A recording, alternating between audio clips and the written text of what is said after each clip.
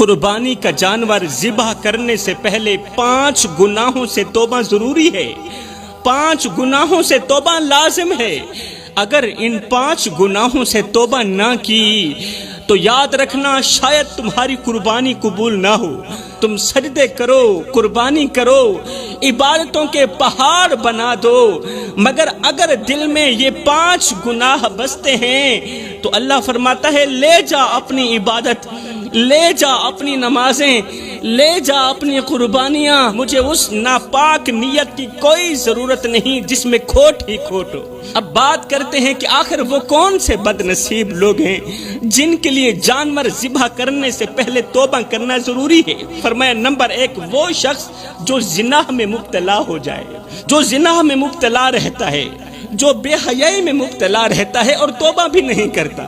حلالی ماؤں کے بیٹے زنا نہیں کرتے جوانوں، حلالی بیٹے وہ ہوتے ہیں جو رات کی تنہائی میں بھی ڈرتے ہیں کہ کہیں ان کی ماں کا دودھ شرمندہ نہ ہو جائے، کہیں ان کے ہاتھ سے کیا گیا گناہ ان کی ماں کی تربیت پر سوال نہ اٹھا دے۔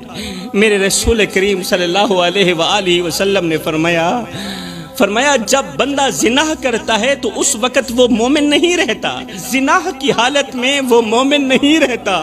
سوچو میری قوم کے نوجوانوں، جس لمحے تم گناہ میں ڈوبے ہوئے ہوتے ہو اس لمحے تم رب کی نظر میں مومن نہیں صرف گنہگار ہوتے ہو، وہ گنہگار جس پر آسمان بھی لعنت کرتا ہے اور زمین بھی لعنت کرتی ہے۔ تو فرمایا یہ تو ہو گیا پہلا انسان جس کو قربانی کا جانور ذبح کرنے سے پہلے توبہ کرنا ضروری ہے۔ اب بات کرتے ہیں دوسرے انسان کی جو جانور ذبح کرنے سے پہلے توبہ ضرور کرے ورنہ اس کی قربانی قبول نہیں ہوگی۔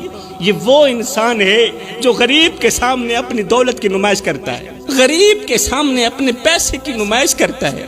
یہ 2 ٹکے کا امیر شخص غریب کو احساس دلاتا ہے کہ وہ بالکل کم تر ہے، وہ کسی خاطے کا نہیں، وہ کسی کام کا نہیں، وہ محتاج ہے، بے بس ہے۔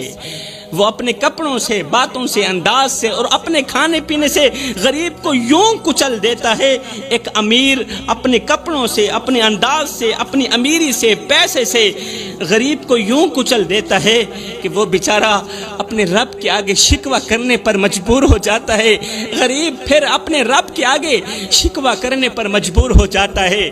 ہائے نہ ہم رہے دل لگانے کے قابل، نہ دل رہا غم اٹھانے کے قابل۔ ربا تیرے بندوں نے دیے اتنے غم کہ چھوڑا نہ ہمیں مسکرانے کے قابل۔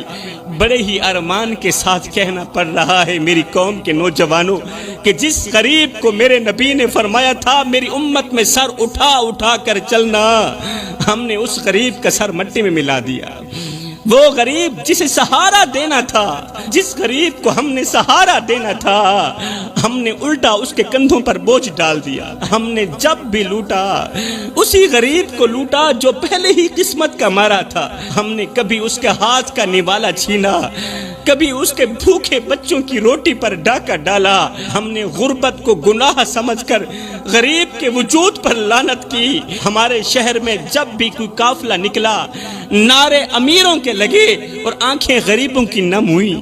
جب بھی کوئی خیرات بانٹی گئی تو تصویر امیروں کی آئی اور قطار میں غریب کھڑے رہے۔ ہم نے جو روٹیاں غریبوں کو دی ان پر بھی اپنے نام کا ٹھپا لگا دیا، اور ہم نے جو دروازے کھولے ان میں تالا بھی لگایا کہ داخلہ صرف امیروں کا ہے، غریبوں کا داخلہ بالکل بھی نہیں ہے۔ میرے رسول کریم نے فرمایا تھا کسی یتیم کے سر پر شفقت بھرا ہاتھ رکھنا، کسی یتیم کے سر پر شفقت بھرا ہاتھ رکھنا، لیکن ہم نے الٹا یتیم کے ہاتھ میں کشکول تھما دیا۔ ہم نے اس کے دروازے پر جا کر کھانا دینے کے بجائے الٹا اس کا دسترخوان چھین کر کہا کہ تم بس ہمارے ہی رحم پر جیو، ہمارے ہی رحم پر رہو۔ ہم گواہ ہیں اس جرم کے جس کا انصاف صرف عرش والا کرے گا، اور اس دن نہ مال کام آئے گا، نہ شہرت کام آئے گی، نہ عزت کام آئے گی۔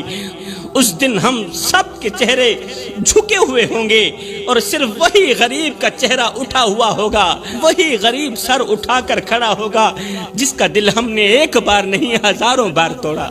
خدا را میری قوم کے نوجوانوں، کسی کا دل اتنا مت دکھاؤ کہ وہ اللہ کے سامنے تمہارا نام لے کر رو پڑے۔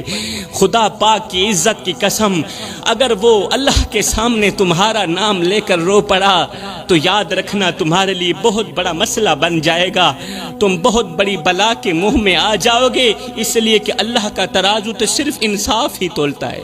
اب بات کرتے ہیں اس تیسرے شخص کی جس کے لیے قربانی سے پہلے توبہ کرنا ضروری ہے، وہ ہے نافرمان بیٹا۔ نافرمان بیٹا جو اپنے ماں باپ کو زندگی کی شام میں بے یار و مددگار چھوڑ دیتا ہے۔